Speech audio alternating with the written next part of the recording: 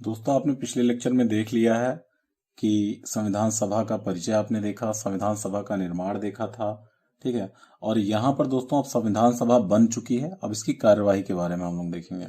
तो सबसे पहले जो पहली बैठक हुई थी वो कब हुई थी? 9 दिसंबर 1946 को। दरअसल जो चुनाव हुआ था वो जुलाई अगस्त 1946 में हो गया था और संविधान सभा के जो मेंबर्स थे वो चुन लिए गए हैं और पहली बैठक भी हो गई है। पहली बैठक कहाँ हुई थी? जो संविधान, जो हमारा संसद है उसका जो केंद्रीय कक्ष था वहां पर पहली बैठक की गई थी, सेंट्रल हॉल। और इसके जो अस्थायी अध्यक्ष थे, पहले जो मीटिंग हुई, पहली जो बैठक हुई वो थे डॉक्टर सच्चिदानंद सिन्हा। ठीक है, डॉक्टर सच्चिदानंद, डॉक्टर सच्चिदानंद सिन्हा। तो सिन्हा जी पहले जो है उसके अध्यक्ष थे। +2 2 दिन बाद 11 दिसंबर 1946 को फिर बैठक हुई और इसमें स्थायी अध्यक्ष मतलब कि डॉक्टर राजेंद्र प्रसाद, डॉक्टर राजेंद्र प्रसाद, ये सारी चीजें आपको पता होंगी। ठीक है, फिर भी जानते रहिए। राजेंद्र प्रसाद को चुन लिया गया, डॉक्टर राजेंद्र प्रसाद को। उसके बाद फिर देखिए +2 2 दिन बाद फिर से बैठक हुई 13 दिसंबर 1946 को। और यहां पर क्या हुआ दोस्तों? यहां पर बहुत इंपॉर्टेंट एक काम हुआ और वो ये हुआ कि जवाहरलाल नेहरू ने, JL नेहरू जी ने, जवाहरलाल नेहरू जी ने क्या किया? इन्होंने जो है उद्देश्य प्रस्ताव को प्रस्तुत किया। ठीक है, ऑब्जेक्टिव रिजोल्यूशन को। और दोस्तों यही ऑब्जेक्टिव रिजोल्यूशन जो है 1947, पूरा बता दूं आपको तो 22 जनवरी 1947 को जो है यह स्वीकृत कर लिया गया था। ठीक, मतलब कि पहला तो आप देख सकते हैं कि जवाहरलाल नेहरू ने उद्देश्य प्रस्ताव को इतने को जो है 13 ये +2 के हिसाब से प्रस्तुत किया। किसने प्रस्तुत किया? JL नेहरू ने, जवाहरलाल नेहरू ने। और कब संविधान सभा ने स्वीकृत कर लिया? 22 जनवरी को। उसके बाद दोस्तों जैसे ही उद्देश्य प्रस्ताव को स्वीकृत किया गया, फिर आप समझ लीजिए कार्यवाही संविधान सभा की बिल्कुल शुरू हो गई और सब जितने पहलू थे संविधान में उन सब को डिस्कस करने के लिए समितियों का निर्माण किया गया। और इनमें से कुछ प्रमुख समितियां थी जिनके अध्यक्ष जवाहरलाल नेहरू जी थे, कुछ के जो है वल्लभ भाई पटेल जी थे। ठीक है, तो उन सभी समितियों को आपको याद करना होगा, पर बेसिकली जो महत्वपूर्ण है, अति महत्वपूर्ण है, उन्हें हम लोग ध्यान देंगे। और दूसरी चीज, ये जो उद्देश्य प्रस्ताव है यही बाद में चल के प्रस्तावना का जो है क्या आधार बने। इनमें दोस्तों अगर मैं बात करूं जो सबसे कुछ बेसिकली कुछ समितियों का अगर मैं नाम यहाँ लिखना चाहूं तो उसमें आप कह सकते हैं संघ शक्ति समिति थी, संघ संविधान समिति था। तो जहां पे संघ का नाम आ रहा है, ठीक है, एक है संघ शक्ति समिति, इसके अध्यक्ष नेहरू जी थे। ठीक है, उसके बाद संघ संविधान समिति थी, उसके भी अध्यक्ष कौन थे? नेहरू जी थे। जहां संघ आ रहा है अधिकतर, मूल अधिकार और अल्पसंख्यक समिति थी, इसके अध्यक्ष वल्लभ भाई पटेल थे। तो आपको ध्यान देना पड़ेगा मूल अधिकार से। ठीक है, उसके कौन थे? पटेल जी थे। ठीक, और संघ जहां पे एक दो जगह आया है संघ, वहां पे वो कौन थे? नेहरू जी थे। तो ये आपको ध्यान देना पड़ेगा। और ऐसे में मैं एक स्क्रीन जो है आपको लिख के एक स्क्रीन पे लगा दूंगा, आप याद कर लीजिएगा। पर और एक संचालन समिति थी, कार्य संचालन। तो कार्य संचालन समिति में भी 3 लोग थे। आई बात समझ में? एक थे डॉक्टर कन्हैया लाल मणिकलाल मुंशी थे जो अध्यक्ष थे। इसी में आपके गोपाल स्वामी आयंगर थे। इसी में आपके विश्वनाथ दास थे। तो ये 3 लोग यहाँ पर थे। पर अध्यक्ष कौन था ये पूछा जाएगा तो मणिकलाल मुंशी जी थे, कन्हैया लाल। ऐसे दोस्तों प्रांतीय संविधान समिति थी, इसके अध्यक्ष, प्रांतीय आया ना, जहां संघ आएगा, थोड़ा सा क्ल्यू दे रहा हूं, मतलब याद करने का तरीका। अगर संघ आएगा तो यहां पर आपको नेहरू जी को ध्यान देना है, और प्रांतीय वगैरह आएगा तो वहां क्या ध्यान देना है? वहां पर आपको पटेल जी को ध्यान देना है। ठीक है, और मूल अधिकार आदि हो गया। उसके बाद दोस्तों अगर बात की जाए तो अगली समिति थी, कार्य संचालन हो गया, प्रारूप समिति थी। प्रारूप समिति बहुत इंपॉर्टेंट थी, ये तो भाई हर कोई जानता होगा प्रारूप समिति के बारे में। प्रारूप समिति के जो अध्यक्ष थे वो क्या कौन थे? अंबेडकर जी थे। इसमें जो है आपके BN राव थे, सर BN राव। इसके बाद इसी में मुख्य सलाहकार थे BN Rao ji, draft committee बोलते हैं, इन्होंने ही जो है लिखने वगैरह का काम किया, पूरे ड्राफ्टिंग किया, मसौदा तैयार किया। ठीक, तो आपको ये समिति जो है, जो मुख्य समितियां हैं उनका हमें याद रहना चाहिए।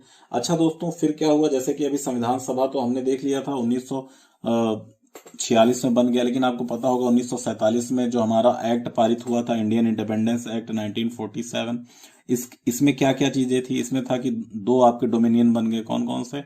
एक दो बने थे ना इसमें, कि भारत हो गया और पाकिस्तान हो गया। तो भारत पाकिस्तान होने की वजह से क्या हुआ, जो हमारे 389 सदस्य होने थे वो 299 सदस्य हो गए। तो यहाँ पे वो भी ध्यान देना है इस चीज को हमें। ठीक है दोस्तों। और फिर जब 1947 में देश आजाद हो गया, तो जो हमारे ये डॉक्टर राजेंद्र प्रसाद जी हैं, यही जो है राष्ट्रपति बन गए। ठीक है।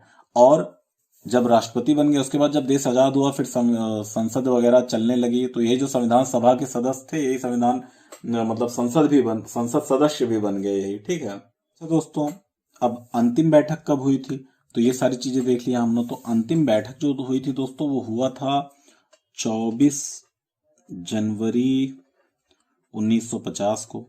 तो 24 जनवरी 1950 के अंतिम बैठक तक आप समझिए कि जो हमारी संविधान सभा थी, एक सेकंड, संविधान सभा, ये जो हमारी संविधान सभा थी दोस्तों, यही जो है दो काम करती थी। एक तो संविधान सभा वाला काम करती थी, और दूसरा काम करती थी विधायिका का। क्योंकि संसद, देश आजाद हुआ गया था, तो जैसे कि आज जो लोग वहां बैठते हैं, तो उस समय यही लोग बैठते थे वहां पर, विधायिका का काम भी करते थे। और जब संविधान सभा के रूप में बैठते थे दोस्तों, तो अध्यक्षता कौन करता था? राजेंद्र प्रसाद जी करते थे। राजेंद्र प्रसाद जी करते थे। और दोस्तों, जब विधायिका के रूप में बैठते तो यहाँ पर जीबी मावलंकर साहब थे। ठीक है, जीबी मावलंकर साहब थे यहाँ पर। तो ये चीजें हमें ध्यान देनी है। ठीक दोस्तों, संविधान के और बेसिक बातों पर अगर गौर किया जाए, तो संविधान हमारा लागू कब हुआ था, नेक्स्ट पेज पे देख लेते हैं। यहाँ पर 26 जनवरी 1950 से, ठीक, 26 जनवरी 1950 से लागू हुआ था। तो आप समझिए, अगर 26 जनवरी 1950 से संविधान लागू हुआ था, तो क्या इसके बीच में जो इम्पोर्टेंट पॉइंट हैं, जैसे कि आप ध्यान दें, संसद तो हमारे संविधान के अंदर ही है। तो जब लागू ये हुआ था, तो क्या पहले संसद के जो कार्रवाई वगैरह होती थी, वो संविधान से बेसिक मतलब उस पर आधारित थी या नहीं? फिर दोस्तों, नागरिकता की बात समझिए आप। क्या नागरिकता का जो प्रावधान था, वो 26 जनवरी 1950 तक इंतजार किया होगा? या फिर दोस्तों, यहाँ पर और चीज देखिए, इलेक्शन वगैरह होने थे, तो चुनाव वाली बातें। ठीक है। तो ये सारी चीजें जो बहुत नेसेसरी थी, और एक आपने ध्यान दिया होगा कि हम उस वक्त पढ़ाते वक्त मैंने कहा था अस्थायी प्रावधान थे, तो वो सारी चीजें दोस्तों 26 जनवरी 1950 से पहले, ठीक है, 26 जनवरी 1950 से पहले लागू कर दिए गए थे। ठीक, कि भाई ये सारी चीजें ऐसी थी जिनको लागू कर देना बहुत जरूरी था। तो ये बातें आप भी जान लीजिए। और भी ऐसी चीजें दोस्तों, जैसे कि कितना समय लग गया था, तो ये तो हर कोई जानता है। 2 वर्ष 11 महीने 18 दिन। तो 2 वर्ष, ईयर, 18 दिन और 11 महीना। तो मैंने तो यहाँ गड़बड़ कर दिया। ठीक है, इसको हटा देते हैं। 2 वर्ष 11 मंथ और 18 डेज। तो इतने दिन में संविधान बन के तैयार हुआ था। तो ये तो मान लीजिए आपको जो ईयर्स लिखते हैं इसको, ठीक, सबको तैयार ही रहता है ये लगभग चीजें। तो ये एक फैक्ट आप जान लीजिए।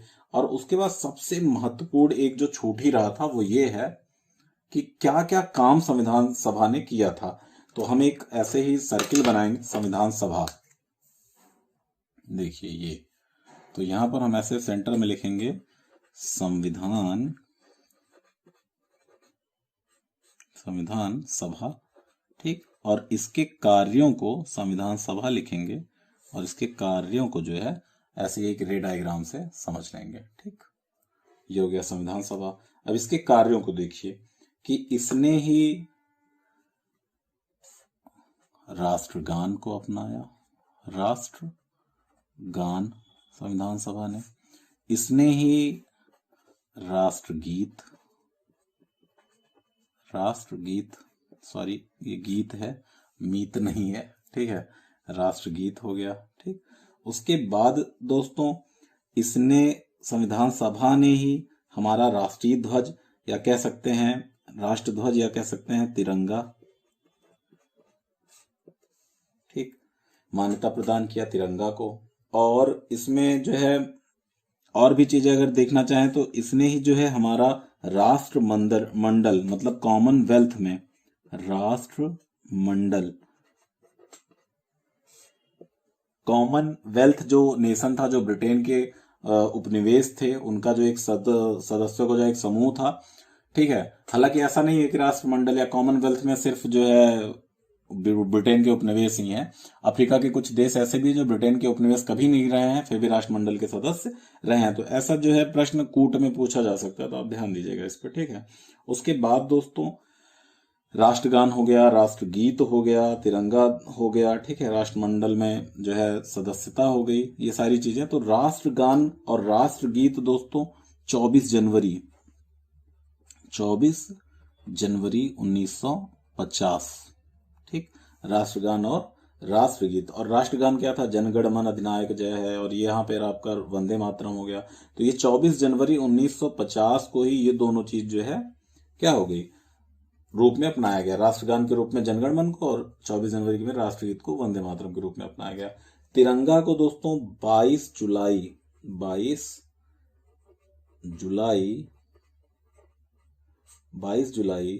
1947, ठीक है, ये इसके रूप में राष्ट्रध्वज के रूप में इसको जो है मान्यता प्रदान कर दिया गया।